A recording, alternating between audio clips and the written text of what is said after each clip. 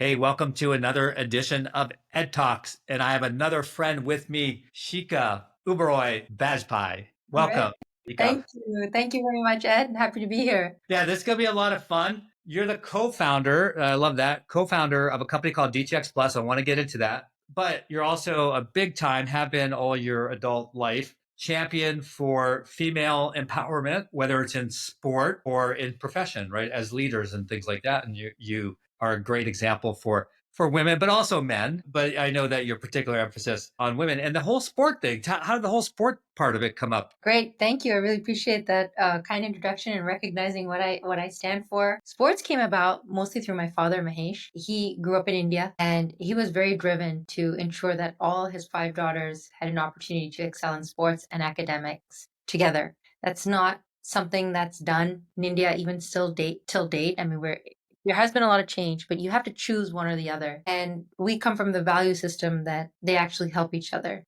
that they're not mutually exclusive. And so being in the sports arena in a variety of different sports from a young age was really shaped who I've become today. But a lot of the values that are instilled and on repeat, like ingrained over and over again and tested through time were foundational then and there as a young child. So waking up very early in the morning for tennis at 5 a.m. I was just telling my husband about this. I was like, we're going to do this with our daughter too. At 5 o'clock in the morning, I was already on the courts, playing 2 hours before second grade, started.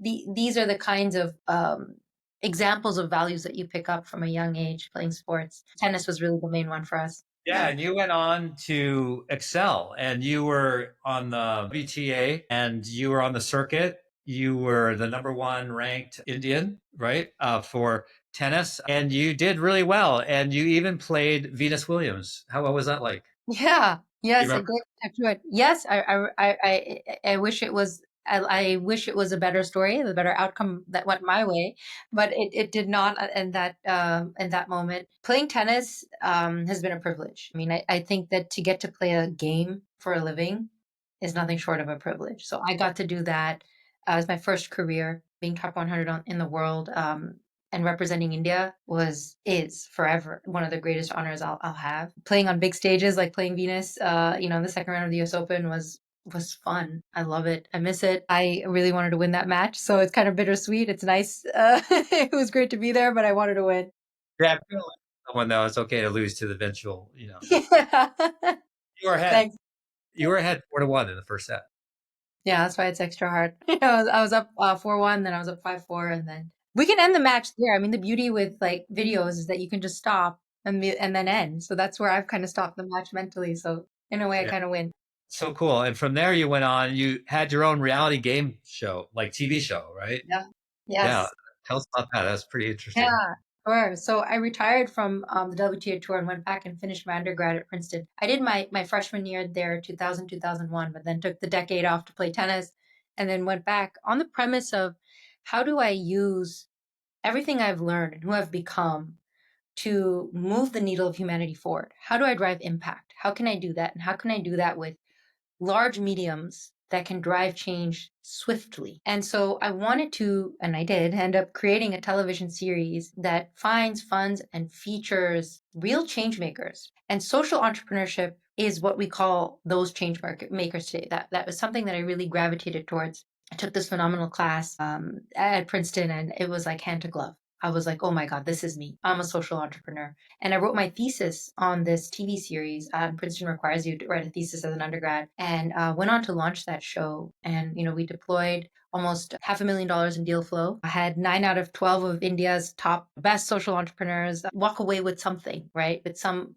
kind of financial support. And many of them came out EBITDA positive within that year, just from the publicity of that show and doing really well. It was, I would say, one of the greatest achievements of my life was putting that show on and seeing the impact that it made and inspired to the country.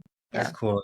You're such an interesting person. So time passes and you go on, you do some other great things, but ultimately you co-found DTX Plus. So that's what you're doing today. That's how you and I, in part, got connected. We've Yes. known each other before that, Yes. but I've certainly been helping.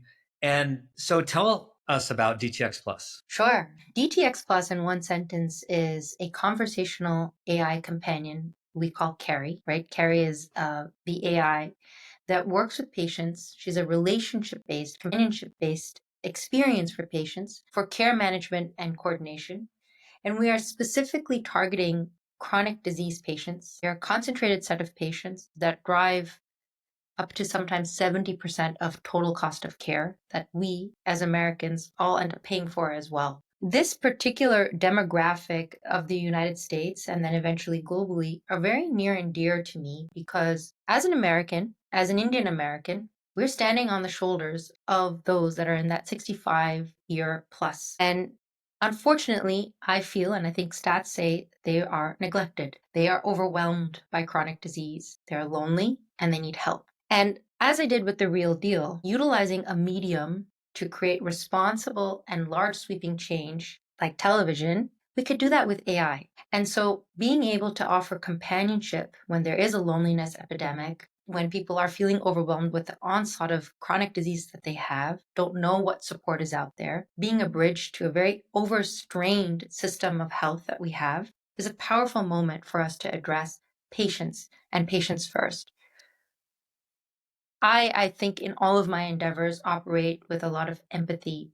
I lead our organization like that as well. And every single member we have on this team has hung their hearts and their minds, they've attached them to this mission to how do we help patients. So Carrie is somebody, if I could say, that is going to be part of the family for an individual, right? It's going to be part of that nexus of care, that first person or that first entity that they'll call that's dedicated and personalized just for them. Carrie, I'm feeling a little unwell. Could you help me with these, and these items, right? So it's a tremendous opportunity. It is a tremendous responsibility that I'm acutely aware of. I think we all are.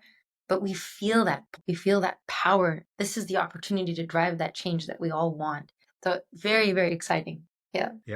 No, I love it. And the passion comes through very clearly. So, yeah. So, what would you say would be some of the benefits to a health system or large practice that implements Carrie? Obviously, there's the experience you just talked about for the patient and their family, a much more improved experience. But I know that there's other benefits that accrue also to the organization. Absolutely. I mean, when we're talking about total cost of care coming down, especially in value-based spaces, that's a very powerful statement to make, right? That we, as a company, we have a thesis internally and now presenting it externally here is that we believe that we can really reduce total cost of care by up to 50%.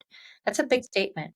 But because of the touch points that unfortunately nurses and providers just don't have the time to make so many touch points, be so consistently involved in a patient's life, we're able to do that. Another thing that happens is operationalization and efficiency of a provider team. Right now, when we get to speak with nurses, care coordinators, nurse navigators, they're asking, can we please have this, right? To be very clear, this augments the work that nurses do. There's not a replacement here that we're achieving. We are augmenting. Being able to stratify patients for nurses, for them to be able to work at the top of their license. So I could say, Nurse Jackie, here are the 30 patients that really need your time and effort today, that need care. Carrie's handling all the other phone calls. So far, so good. Work with these 30 patients so they don't relapse, they don't come back in before that 30-day, to avoid that 30-day readmission penalty. So that is one example. We are about to deploy some of these pilots to start seeing more and more examples of where Carrie can really step in, augment, help create efficiencies, and that performance metrics in the financials are going to be very important too. Yeah. Yeah, for sure. And I think it'll have a very positive impact on quality of care and patient safety as well for all Yes. the nuances that you spoke about on the product side. No, that's really cool. So, are you planning to get back on the court anytime soon? Great question. I live with a lot of health, right? Like this has been a huge motivation for me.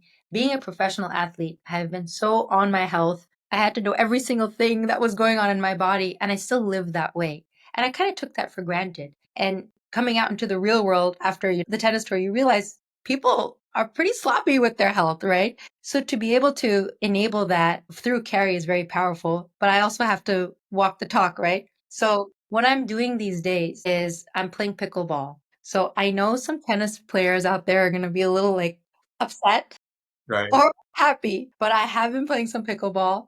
I have not given up the rackets, so don't worry. I'm still playing tennis too, but it's just a lot less. pickleball gets to scratch that itch right now in the hecticness of a startup. So yeah, I'll be getting on the court soon again, Ed. All right, yeah, I will look for you back at the Olympics or something like that. Shika, you're an amazing person, and I'm so glad for all your success, both on the court and off the court, and what you're doing today to really help other people and other organizations with DTX Plus. So thank you for being our guest and sharing a little bit about yourself. Thank you very much, Ed. Appreciate the time. Thank you.